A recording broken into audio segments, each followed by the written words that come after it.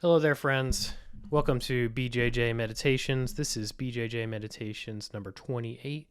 I'm your host, Joe Hannon, the man who is about to return to competition for the first time in 2 years, come Sunday. Today was kind of my last big push of a training session before the competition, and everything felt good, firing on all 8 cylinders. That's maybe a bit too generous. Maybe I'm more like a 6-cylinder kind of guy. But yeah, I feel strong.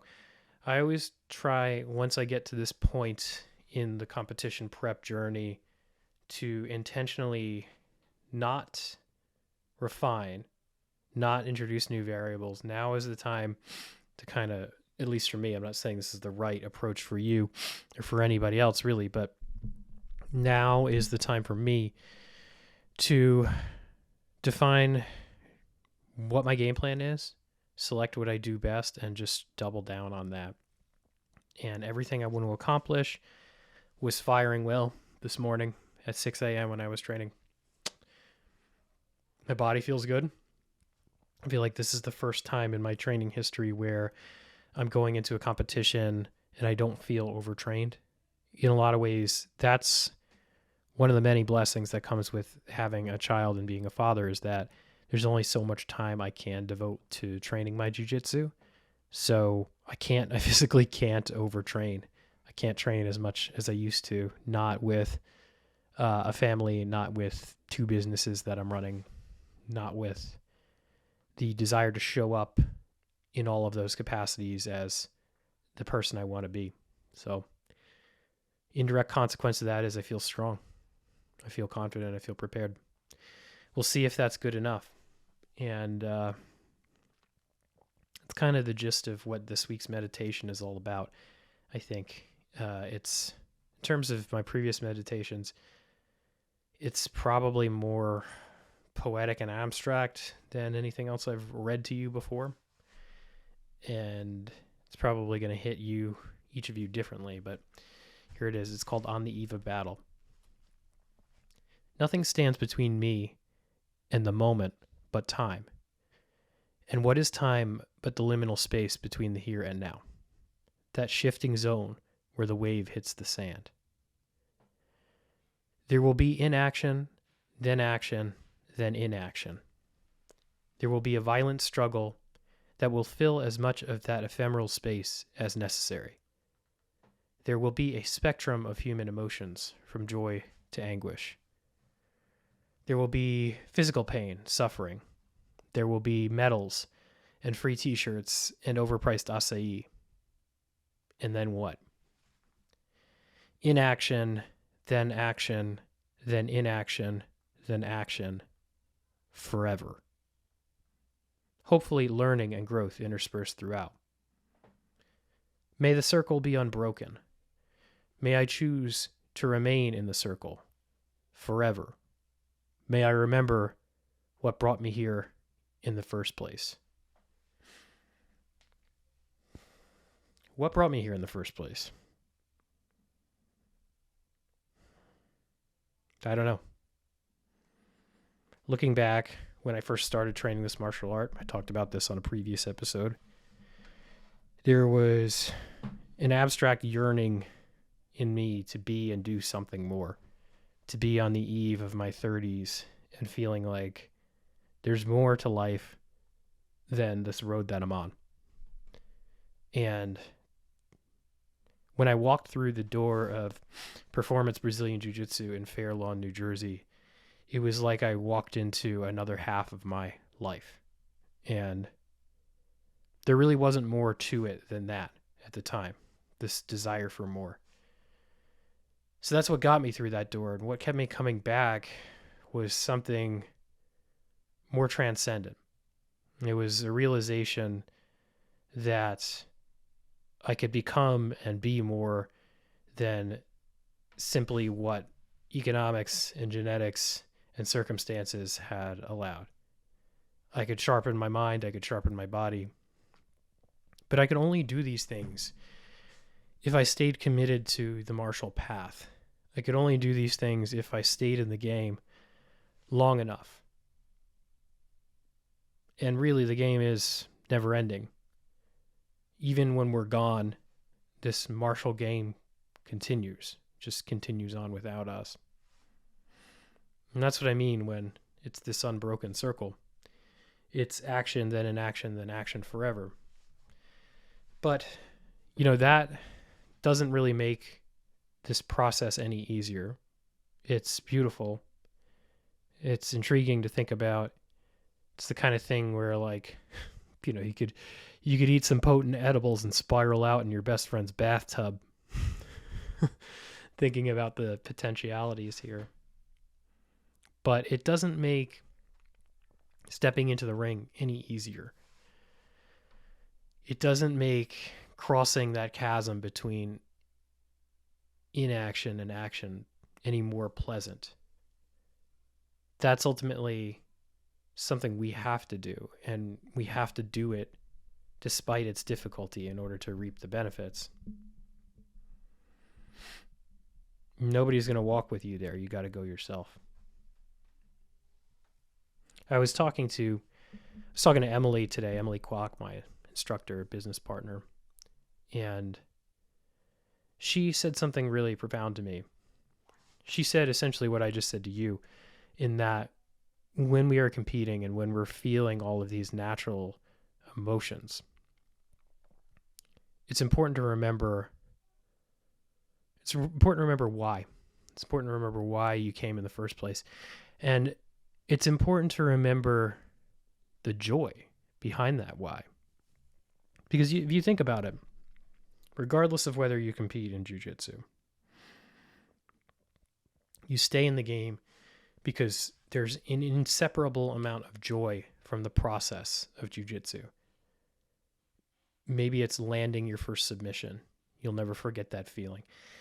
Maybe it's the first time you were able to follow the instruction of your professor without a ton of difficulty. Maybe it's the friends that you've made over the years. Maybe it's looking back on where you were when you started compared to where you are now.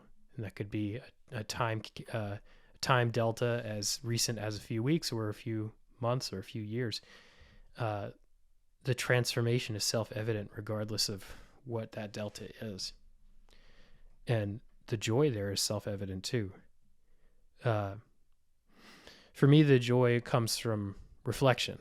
It comes from a profound feeling of gratitude, of seeing photos of me when I first started training at Prince and Brazilian Jiu-Jitsu, and seeing photos of me now, thinking about all the people who have come into my life in that time period, thinking about how we've all grown together, thinking about how my life has become enriched off the mats, explicitly because of things that I've done on the mats, challenges that I've willingly thrown myself into, and thinking about all of us together, all of you listening to this podcast right now, together, having the same experience in real time.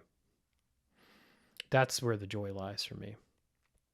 So when we hold on to that joy, when we think about it, and when we embody it, and when we think about everything that this martial art has given us, when we think about all the relationships that have accumulated along the way, and we think about what competition is the embodiment of all of that joy. It's walking out onto the mat, and it's letting it all ride. It's letting that dance happen.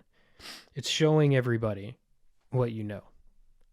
And yes, the outcome matters. Winning matters. Otherwise we wouldn't root for teams. We wouldn't have these big orchestrated events like Mundials or ADCC. None of that would matter if winning didn't truly matter, right? But what truly matters? What's the meta matter? I think that for people like me, people who are we're hobbyists. We're hobbyists who strive to be competitors. We're playing to our competitive nature, but we have day jobs. I think that what really matters is not necessarily the outcome, so the outcome does matter to a degree. It's holding on to that joy, and it's performing well. And we all have our own metrics of what it means to perform well. The metric that I'm choosing to hold on to as I move into this competition, in terms of performing well, is victory. Yeah, I want the medals. But I also want to play my game. I want to go out there and I want to be able to do the things that I've been working on for the past 3 months now. I want to be able to execute them on my terms, and I want to be able to execute them to my quality standards. And I suppose where the victory aspect intersects with that is that I know that if I do those things well, that's enough. That's enough to carry me to a win, because I have depth in those areas that other people just don't have. So we'll see. This is the ultimate pressure test, and I undertake it willingly. The funny thing is that this is a regional tournament. I've done bigger IBJJF tournaments, but something has shifted in me as a father. I don't know if it's just simply the feeling of having others depend on you, but the stakes feel higher this time. And I think part of the reason why the stakes feel higher is because when you become a parent, there's another set of eyes on you. And behind those eyes is a malleable, developing brain. And we model how we relate to the world, and we model our behavior off of our parents, for better or worse. And I always want to be, to my son, somebody who walks the talk. I don't want to be some armchair philosopher or philosophologist. I want to be the man in the arena. And that's why I'm going into the arena on Sunday. I want my son to learn about this sport, this art, and see some of the things that I've done and follow suit, because it's very easy, it's very comfortable to become the armchair professor. Even in a sport like Jiu Jitsu, I believe I've said this before on this podcast, that it's very hard to take on this art. To walk through the door on your first day of class is one of the most difficult challenges any of us will ever undertake in this martial art. And that's why so few people never start. So I don't want to take anybody away, or I don't want to take anything away from anyone who doesn't compete. But it's very easy to kind of become one of these people who trains once or twice a week and has a ton of opinions about the highest level grapplers and has all of their DVDs and all of their instructionals and has watched them all. That's very, very easy. But to actually integrate those principles and develop your game in a systematic way that's rich in feedback loops, that's hard. And then what's even harder still is to take it into the arena. And when you do, suddenly everything that you thought mattered gets immediately jettisoned. I can't tell you how many times I've watched, a Masters World black belt match and just seen close guard and half guard be the deciding guards of the match. Not very exciting, but there's you fall to the level of your training and you fall to the depth of your training as well. And that's what people have trained at depth for the most part. But the only way to pressure test this stuff is to live the life of the man in the arena, to not live the life of the armchair professor or the philosophologist. And ultimately, that's what I want my son to see and to do for himself. And I guess to kind of round things out, I want to talk a little bit about this idea of this cycle of action and inaction. I think this is something that got me in trouble in the past when I've gone on these competition sprees, is that I've done like long competition binges where maybe I was doing one a month for 3 months. And there's this compulsion to be in the arena, to be proving myself as a competitor, even though I hate it so much. I think it's just like another form of validation seeking behavior. And obviously that is not the best thing for your mental health. It's not the best thing for your physical health either. I think that's something that gets neglected here, especially as we age, as we hit our mid-30s and beyond. I can feel and see, because of this Oura Ring and because of the HRV tracking that I do outside of the Oura Ring, that there are real physiological consequences for living a life of training like this. And you might not detect them at first, but they're present in your physiology. And then by the time you notice something's wrong, you're either sick or you're hurt.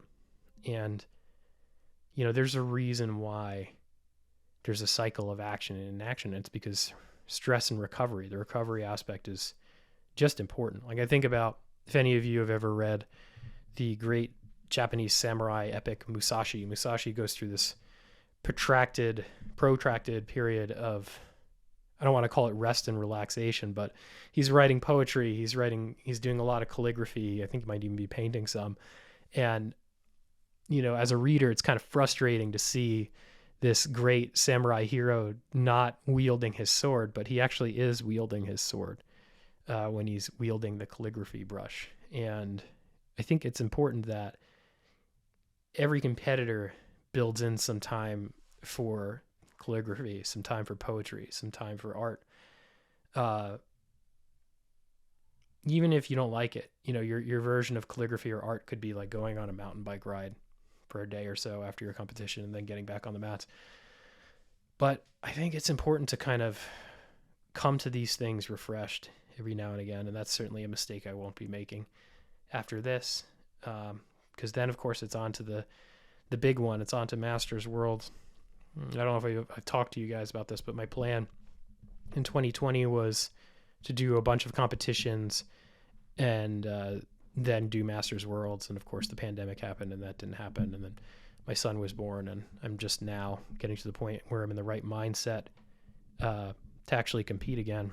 But that was always the goal, is to just go to Masters Worlds and play my game. And I finally get to do that this year.